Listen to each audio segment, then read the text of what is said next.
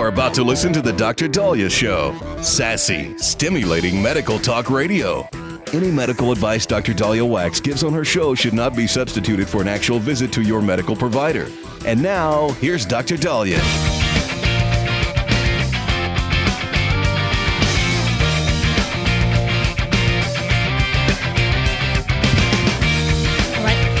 We are back on the Dr. Daliah Show. Thank you all for tuning in. 1-877 Dr. Dali, 1-877 DOCDALI.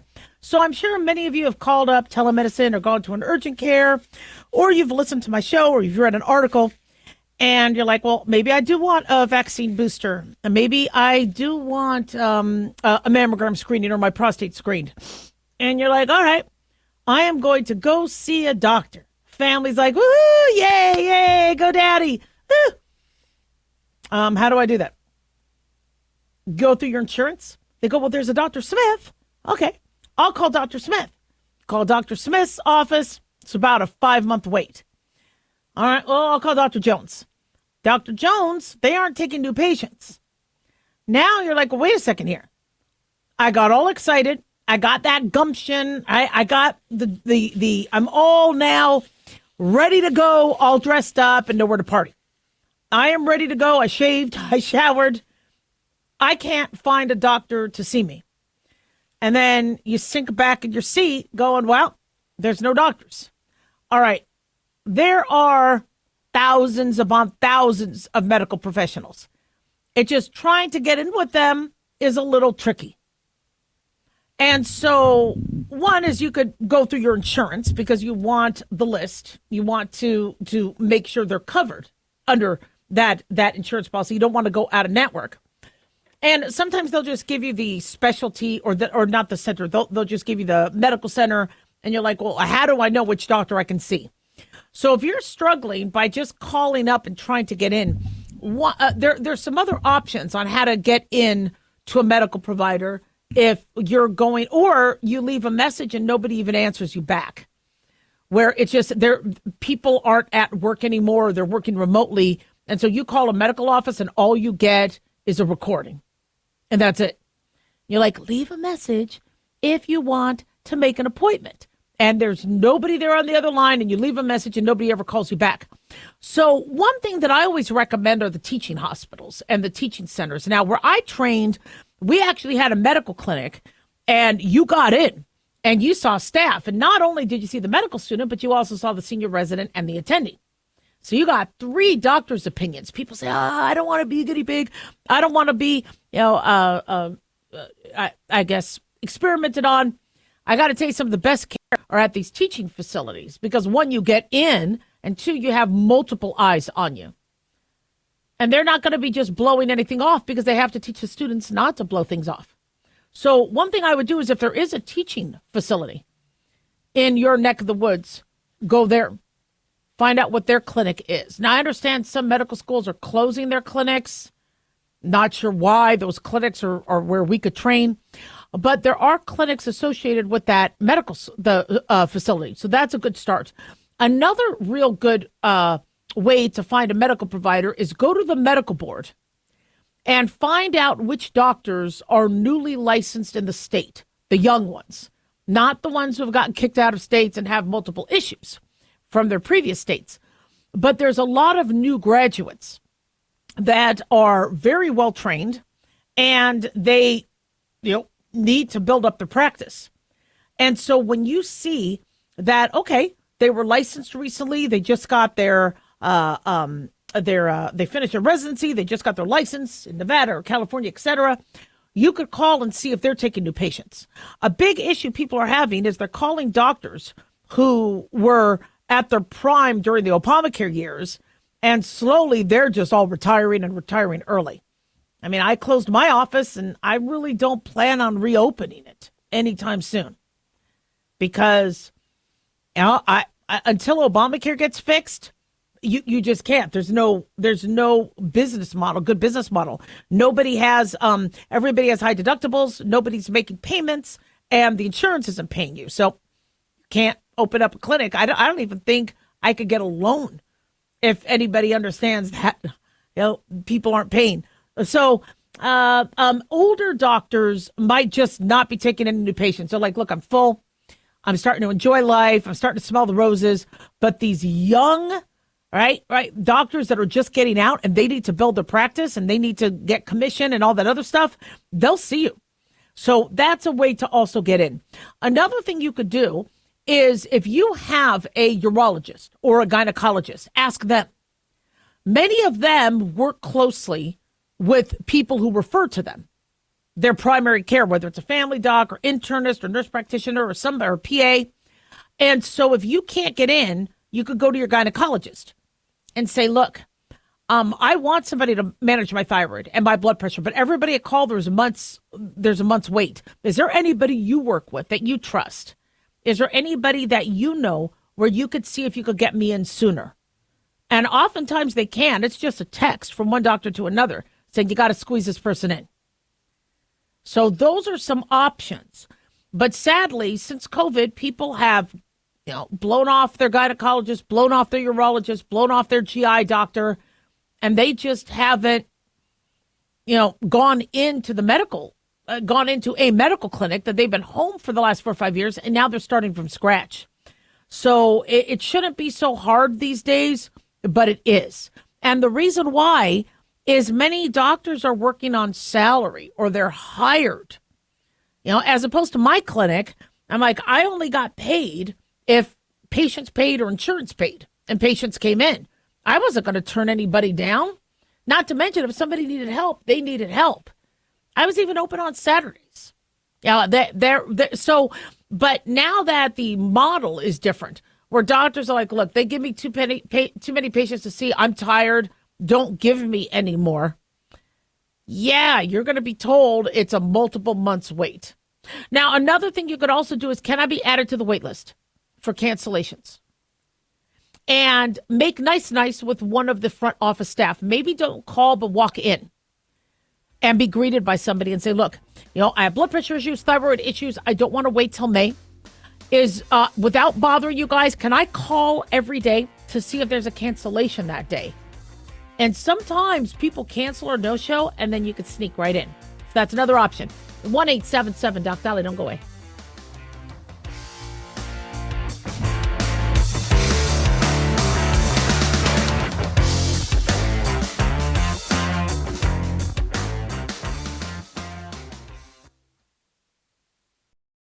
Dr. Daliah here. Are you tired, burned out, gaining weight, succumbing to the daily pressures of life? Well, how's your dopamine doing? How you feel right now, how you'll feel an hour from now, and how you'll feel next week is completely reliant on your dopamine. Our daily motivation and willingness to push through challenges depends on the intricate chemical process dopamine provides. Christian Kalikas and I created Deploying Dopamine, a book that tells you what dopamine is, when it dysfunctions, and how to successfully deploy it when needed. Find Deploying Dopamine on Amazon today. Check it out. Carl Amari here to tell you about our newest website for old-time radio lovers. It's 100radioshows.com. At this site, there are 5 old-time radio shows waiting for you to download free as our gift to you, and be sure to browse the additional 700 old-time radio shows available to you for 70% off by using the promo code RADIO at checkout. This is a limited-time offer, so log on to 100radioshows.com. That's 100radioshows.com. At Hotshot Secret, we share the science behind common diesel problems and their solutions. For example, Hotshot Secret Stiction Eliminator. Stiction, that sticky friction, undermines the performance of diesel engines. Third-party ASTM testing verifies that Stiction Eliminator removes 2 times as much stiction than any alternative on the retail shelf. Stiction Eliminator is formulated to be left in the engine oil. It works as you drive. Available at truck stops, Tractor Supply, O'Reilly's Auto Parts, and online at HotShotSecret.com. Hotshot Secret. Powered by science. In a study, it was found that 33% of 44 herbal supplements had no trace of the advertised herb. Don't let that happen to you. Hi, this is Dr. Mitch.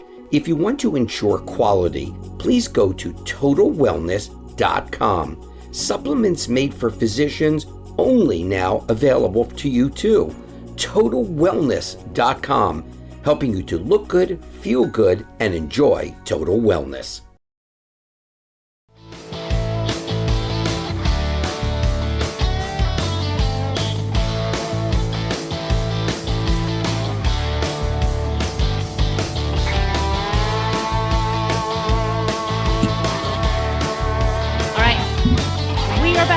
Dr. Daliah Show. Thank you all for tuning in. 1-877-DOC-DOLLY, 1-877-DOC-DALI. Big thanks to Talk Media Network for making the show happen. Big thanks to Daniel, our producer, and big thanks to y'all for tuning in. We really do appreciate it. Don't forget to follow us on X or Twitter at Dr. Daliah, Facebook, The Dr. Daliah Show, and on YouTube, click like and subscribe. So some individuals struggle with this issue where they have a child who is crushing on a cousin, where their kid is attracted to somebody that they probably should never, ever be with. First cousin marriages are a lot more common outside the United States. I think 10% of marriages outside of the United States are between first and second cousins. In America, it's only 0.2% of marriages, but apparently there's a lot of states that still allow that. But I think it's a bad thing. I don't think children should fall for their cousins, and I think that there should be a very delicate intervention of that. We'll talk about which states where you can marry your first cousin in, but whether it's legal or not, I mean, if you, let's say you're married to your first cousin and you move states, it could be illegal in that state. So there's different jurisdictions, and we'll review those laws. But the question at hand is we have a listener whose child appears to have a crush on a cousin. Well, the first thing as a doctor I ask, and this isn't that uncommon, believe it or not, is how old is the child? So when I was 3 years old, so I don't have a lot of cousins. I only have one first cousin. That's it. Because my mom, her brother died when she was a kid and he was a kid. So my mom has no brothers or sisters. And my father only had one sister. And she only had one child, so I only have one cousin who's amazing. She's a great girl, love her. Love my cousin. But when I was a little girl, I just loved kissing men. I just loved men. I would just go up to strange men. I wanted to hold their hand. I wanted to. My mom had a heart attack. I was 3. Now, being a 3-year-old, maybe it's because I loved my father, and so I had this thing, and maybe it's because I fought with my mom, and so maybe I felt myself gravitate more towards men. I don't know, but I just loved men. I'd watch Mary Tyler Moore and have a crush on the Captain Steubing guy, Gavin McLeod, or whatever. Or I think I had a crush on Ricardo Montalban. I really liked Latino men at the time, too. But I was like 3. I was really young. And so the first question I have is, are they young? Because you will see a lot of kids when they're really, really young, not necessarily think that that's a love. It's just they hug, they kiss, they cuddle like they would a teddy bear. If they are 7, 8, 9, that's one thing. That's one conversation. If they are teenagers, that's a different conversation. So how this happens, people are like, how the hell can somebody be attracted to their kin, to a cousin? Well, if it's a situation, you have to also understand what the psyche is. If you have a child that doesn't have a lot of friends, is bullied a lot in school, and now there's somebody in the family that is nice to them because they have to be. You have to be nice to your cousins. You get a whooping if you weren't nice to your cousins. That's just the way it was. And it's somebody that will play with you, that will be nice to you. Some of these kids may not be very confused with their feelings and have a bond or an attraction to them. It doesn't necessarily mean it's a sexual attraction. It's just they want to be around somebody that doesn't bully them, that makes them feel good, that plays with them, that makes them laugh. And so you need to identify if your child is lonely. Because if your child is lonely, they are going to gravitate to whoever is giving them attention. It doesn't mean they're going to end up marrying them if they're 7 years old or 8 years old or 9-year-old. But you need to figure out the identifying reason why, they aren't being repelled in that way or becoming more and more close. That you could have like the coolest cousins going, yay, cousin, Joe is coming over. Can't wait to party. I love cousin Joe. That's good. We want people to be close with their cousins. But if you start to notice that they're in love with them or they want to marry them, you need to kind of look at why is that. If it's the only boy giving that girl attention, You need to talk to them about how these are family. You are not going to be marrying your family. You have to be actually pretty upfront about it. You don't want to embarrass them. But this is not something where you try to find euphemisms and this has to end as quickly as possible because we don't want feelings to grow. And we don't want awkwardness. And then we also don't want the cousin going, well, I can't go over there now. This is, this is going to be a Netflix movie, in a few years. So you do have to be honest and straight up with them. If they're a teenager, even more honesty. And there are some individuals out there where they want to be with there's even sister-brother incestual relationships. That I can't explain because we do have the genetic kind of block firewall to go, ooh, gross, no, not happening. But, for some people, they might not have that and accidentally they end up going the wrong direction with that. But if you do have a child, you do have to be honest and say, this is not a relationship that can happen. All right.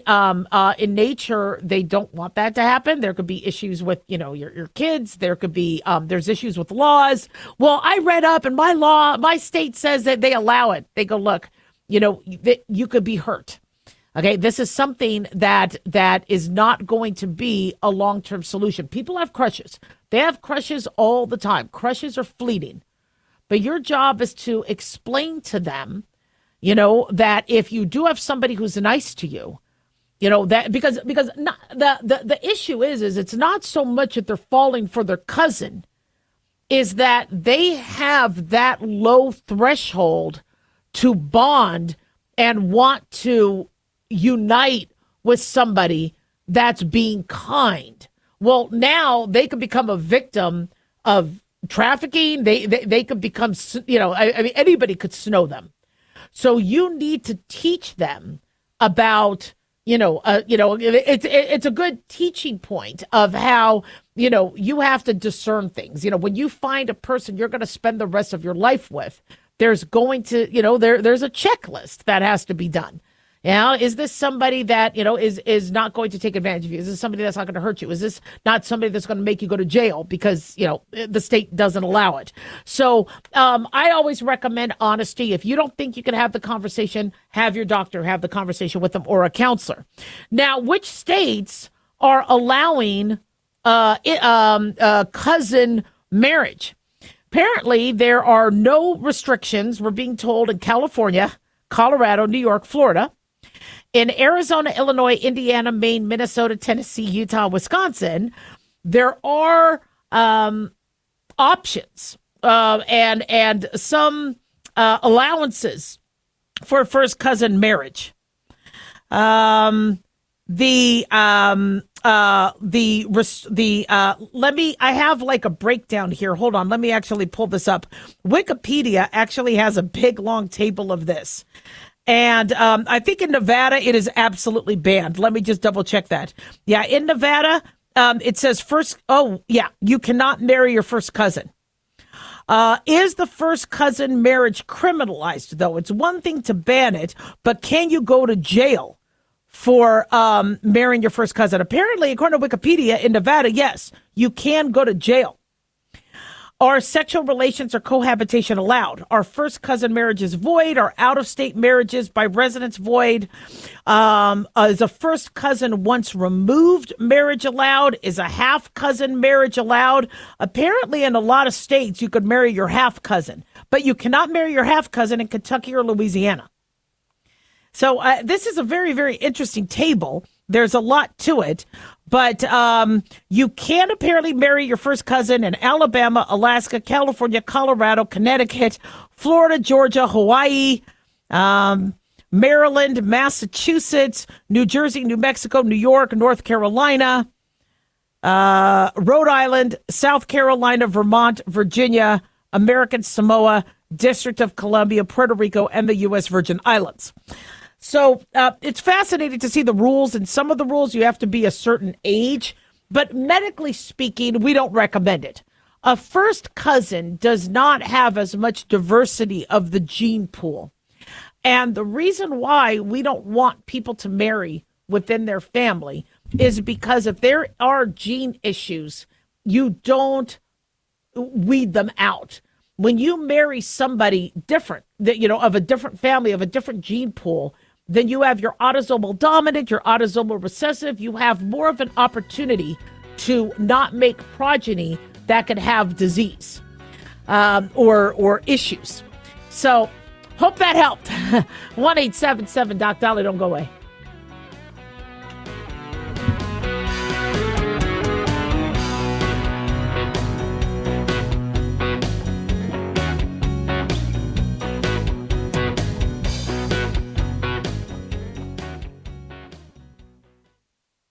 At Hot Shot Secret, we share the science behind common diesel problems and their solutions. For example, Diesel fuel cetane levels. in many states, the cetane rating in diesel fuel is 42 to 45. Most diesel engines operate more efficiently with a cetane rating of 48 to 50. One treatment of Hot Shot Secret Diesel Extreme will raise your cetane 7 points, increase fuel economy, and improve cold starts. Due to a cleaner burn, there are less hydrocarbons and particulate matter in your exhaust. This reduces the blockage of your diesel particulate filter. Using Diesel Extreme generates 83% less DPF regeneration. The 6-in-1 Diesel Extreme formula also includes the most concentrated detergent on the market, lubricity enhancer, water demulsifier, rust and corrosion inhibitors, and a fuel stabilizer. Hot Shot Secret Diesel Extreme is available nationwide at truck stops, fine farm and auto stores, and online at hotshotsecret.com. Hot Shot Secret, powered by science.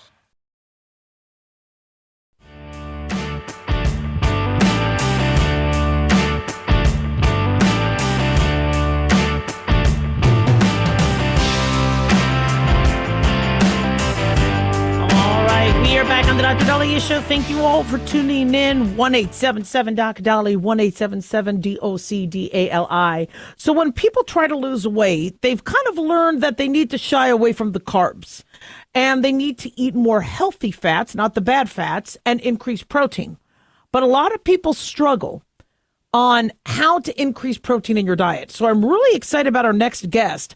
Amy Goodson, a registered dietitian, is also a consultant with an emphasis on overall health, wellness, sports nutrition. She has 15 years of experience and has worked with Ben Hogan Sports Medicine with the Dallas Cowboys, Texas Rangers, as well as with many students and endurance athletes.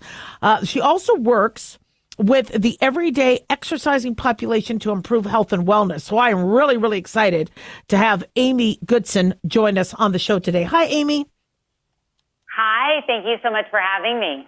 Wow, I love that you work with athletes because a lot of us that are, kind of pseudo athletes or maybe not endurance athletes, want to do what they do because we see how healthy they are. We see their muscle mass.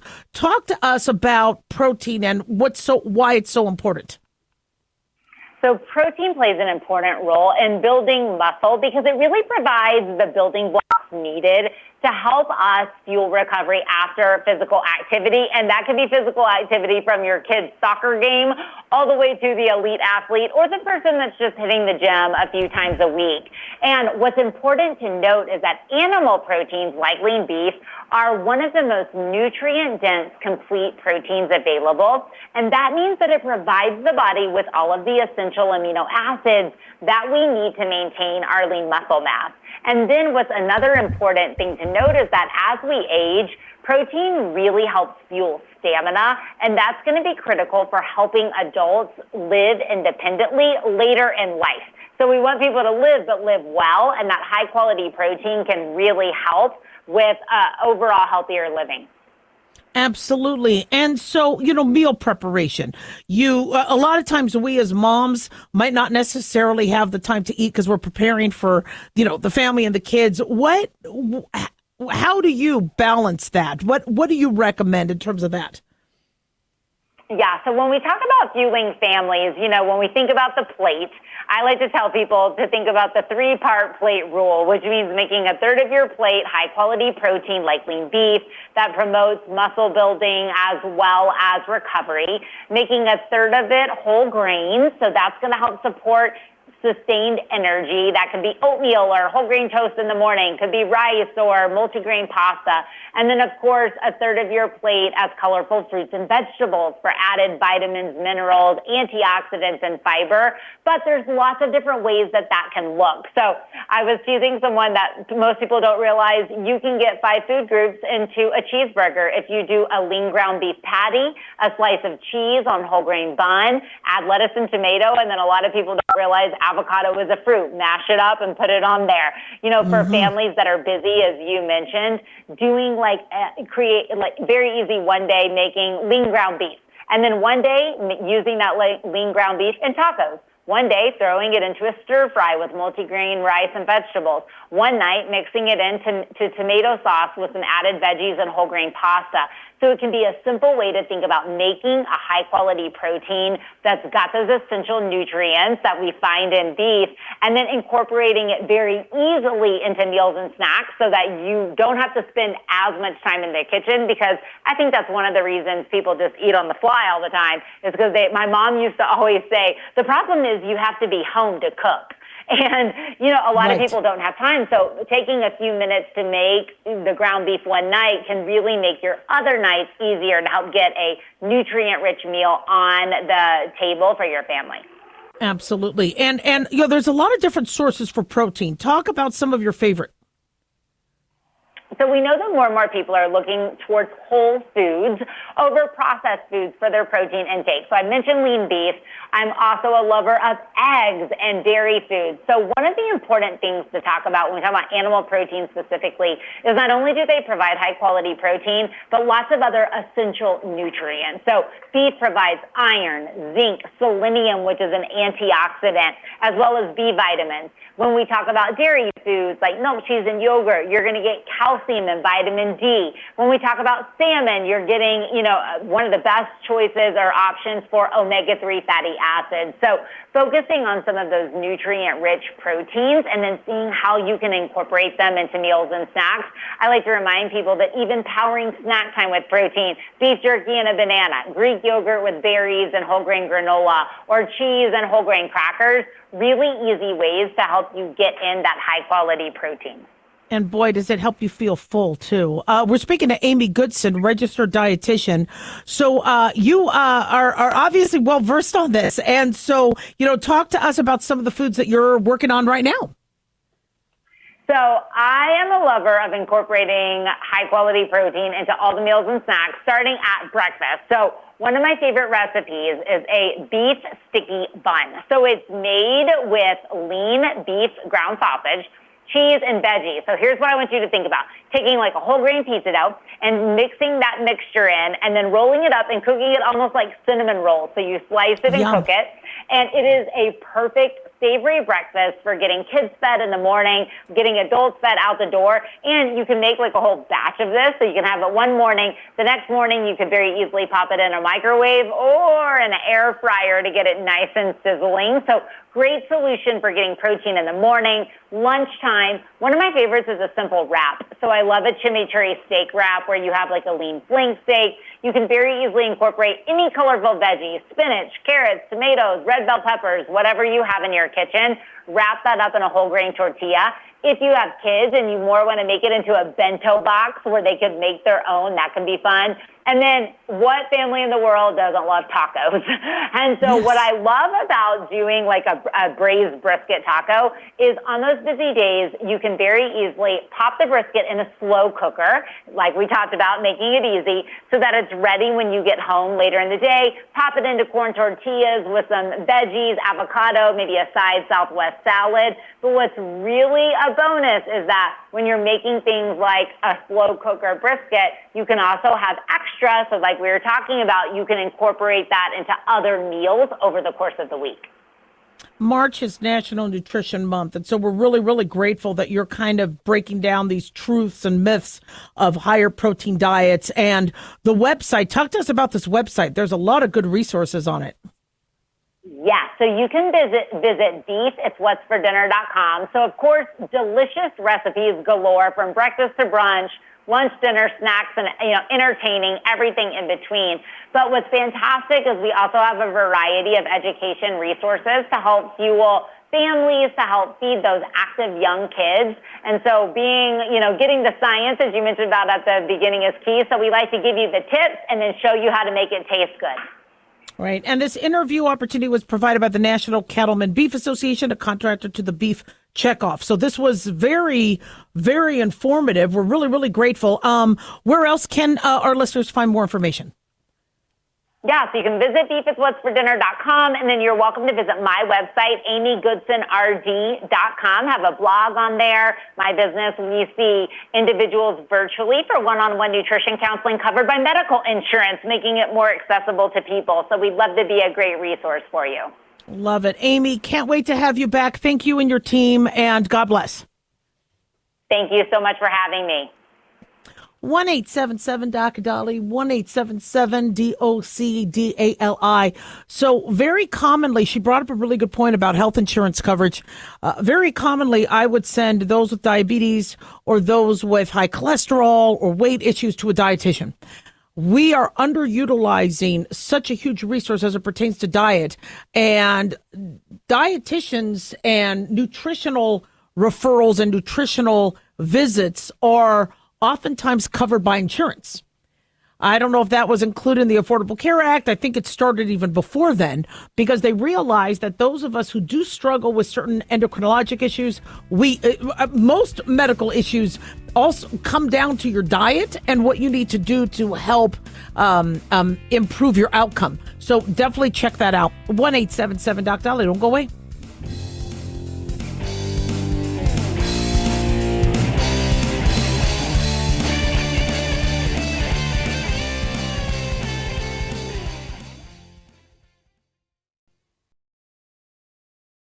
Hi guys, Dr. Daliah here. Addictions can sneak up on us and come in many forms, whether it's drugs, alcohol, sex, video games, porn, or something less obvious such as food, internet, or shopping. Addiction can seem innocent at first and then evolve into an insurmountable evil. In our book, Addiction Basics, Caitlin Kalikas and I dive into the common addictions and provide tips for identifying and preventing these before they sneak in and take over our lives.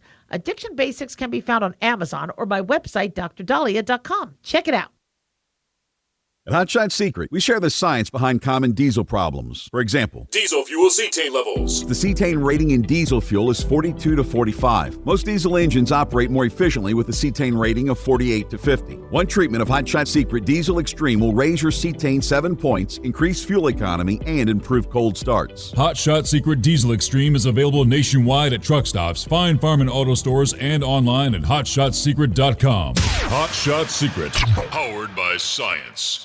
Self-reliance. It's not a phrase we hear much in our culture these days. It might conjure up images of pioneers, the West, rifles, strapping men, and strong women. But what does it mean for us in today's world? The New American Magazine has just released its latest collector's edition, Self-Reliance, Foundation of Freedom.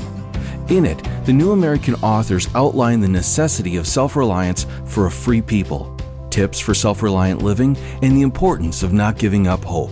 This unique edition includes articles on the self-sufficiency of the founders, preparing for a worst-case scenario, firearms, financial self-reliance, the importance of community, and many other topics by expert writers. Now, for a limited time, the New American is offering a bundle of 3 collector's editions, Self-Reliance, The Great Reset, and Trump World, for just $19.95. Available at shopjbs.org. Visit shopjbs.org today.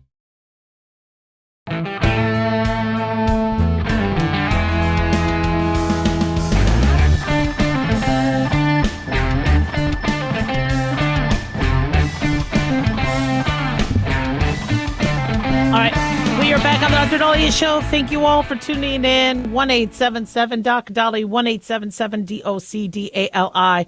So we have a study from Harvard, but I'll still convey it. And no shock, they say telemedicine could help reduce unnecessary health tests. I really have a bone to pick with that phrase, unnecessary health tests. If I'm ordering a test, it is 500% necessary. 500% may be unnecessary. I could have said 100%. But the health test I'm ordering, necessary. But Harvard said there's unnecessary tests and telemedicine may be the cure for that. Really? Thank you. We really needed you to step in and dilute the art of medicine that I trained really hard for, by the way, and not at Harvard. So they say there's new evidence that telemedicine can help reduce the cost of low-value tests. According to researchers from Mass General Brigham, an affiliate of Harvard Medical School, low-value care consists of medical tests and procedures that provide little to no benefit to patients. Well, if there was a low-value test, we wouldn't do it. We wouldn't run it. According to lead author Ishani Ganguly from Brigham and Women's Hospital, they say, in theory, widespread adoption of telemedicine post-pandemic may influence low-value testing, such as pap smears and prostate cancer screenings in older adults. Whoa. A pap smear is low value? Cancer screening is low value? And imaging scans for straightforward cases of low back pain. Oh, I'll give you a straightforward case. We had a patient where they had neck and back pain, and it was prostate cancer that metastasized to the neck and back. And you know how we figured that out? Because they came into my ER that I was working at, and I ordered an x-ray. Low value, my ass. They say telemedicine. Sorry, this really ticks me off. They say telemedicine or telehealth uses technology to provide healthcare services remotely without going to a clinic. Yep, you get to call the doctor. Look, I think it's fantastic helping individuals in rural counties and areas where they might not be able to get a doctor or they need immediate advice. But for the love of the Lord, you are not going to convince me that talking to a provider over a telephone who is not ordering the test because the patient is giving them a history of, oh, yeah, I just have a headache because I need glasses. It's just eye strain. Meanwhile, they could be having a tumor or high blood pressure or something else. Sorry. Okay, you better think wisely before you start to tell me a pap smear or a prostate cancer screening or an x-ray is low value. Now, the study was published in JAMA Internal Medicine. Patients who used telemedicine had slightly more total visits, both virtual and in person, than those in systems with less telemedicine. They also underwent fewer unnecessary tests in 7 out of 20 categories: cervical cancer screening, heart and metabolic tests, and imaging for simple back pain. Overall, patients in high telemedicine systems spent less on visits per person and on 2 of the unnecessary tests, but their total spending on low-value tests remains similar. Well, of course, if you're seeing a doctor over a telephone, you know, they're obviously not going to be doing the exam. Okay, that's a duh. Sorry, we know that. That's not really earth. How much did the government spend on this study? Now, the reason why we are having headlines saying cervical cancer is now being discovered higher stage in many women is because they're not going in for their pap smears. And a pap smear takes a sample of cells in the cervix and sends it to the lab. We also can do STD screening. We could also be there to provide support if somebody is being assaulted. We also examine other parts of the body. Check them for UTIs, check them for their kidney function. Talk to them about sexual dysfunction. Look for abnormal moles. Check for rectal cancer. You notice there's headlines saying colorectal cancer is on the rise. You know how many times we examine and check the area of the rectum when we do pap smears? A good doctor looks at the whole area all the time. I mean, every single exam. Yet we're hearing young individuals are having higher cases of colorectal cancer and advanced cases. So please explain to me what low-value test you're talking about. What test is low value? So the reason why telemedicine is so huge is 1, because of COVID. 2, because insurance companies are saving money. even with my crappy insurance, it says I could see a Teladoc provider for $0 copay, but the second I want to go into a doctor and get an exam, it's going to be at least $45 in the door. So, of course, people are like, well, good, so I'll call Teladoc. But when you call Teladoc, are you telling them every single one of your symptoms? Are they examining you? Are they touching your skin? Are they probing and checking your organs? Oh, I love telemedicine because I don't have to get naked. All right, well, if you have a melanoma growing on your ass, nobody's going to see that. Remember I told you somebody came in asking for a refill of their Prozac, and they were in a hurry, and I said, look, let's just set up your physical. And while she's talking, and, because I asked her a little bit more about why she's using Prozac, I'm looking at her neck, and I go, your neck looks funny to me. Can I feel your thyroid? Sure, but I'm in a hurry. I just want my refill. And her thyroid felt a little off. Well, it turns out she had thyroid cancer. When she did let me do her physical and I ran some blood work, it turns out she also had blood cancer. But all she came in for was a refill of her Prozac. And that's what people are calling telemedicine for. I just want a refill of my Prozac.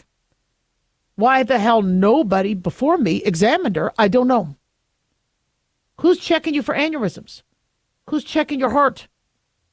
So yes, with the advent of telemedicine, healthcare companies are, we are saving bucks. We're seeing fewer CAT scans and prostate screens and blood work. This is wonderful. In fact, as we talked about with the show earlier, people are paid for their own lab work. Their deductibles are so damn high that they're like, you know what? I'll pay for it ourselves. Which, by the way, that's another reason why there's fewer tests.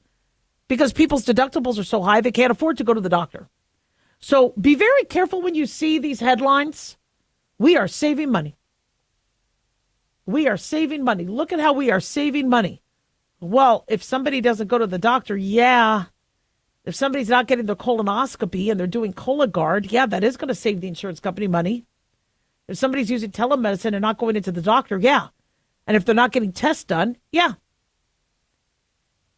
But when I'm seeing headlines and studies saying cancer is rising and being found at a higher stage because people aren't going into the doctor, you're not going to convince me, Harvard, that that's good and that a pap smear is a low-value test.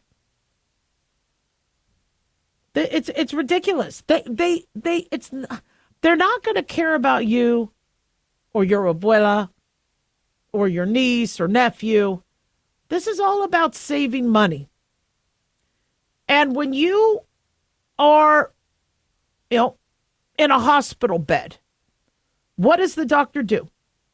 Do they congratulate you for saving money all these years? Or do they say, why the hell didn't you come in sooner? Why did you let this go? When was your last physical? You're not going to get a gold star for saving the insurance company money. But you'll get a gold star from me if you caught something early. So get yourselves checked out.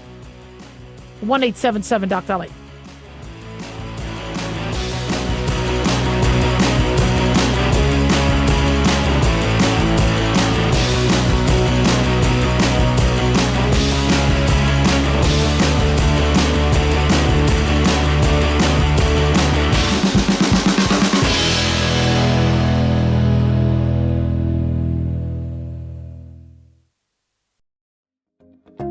Did you know that healthy arteries make a gas? Yes, actually 3 known gases.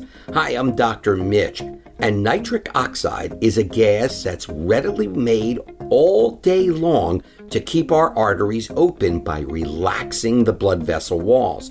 By doing this, our circulation is increased, bringing blood, oxygen, and nutrients to every part of your body. Both age and poor diet can lead to a loss of this precious gas, and in turn, blood pressure can go up, energy can go down, and you can get tingling in your hands and feet. Well, our product, Ultimate Nitric Oxide, can easily help fix this lack of nitric oxide. Go to TotalWellness.com. That's TotalWellness.com, where we are helping you to look good, feel good, and enjoy total wellness.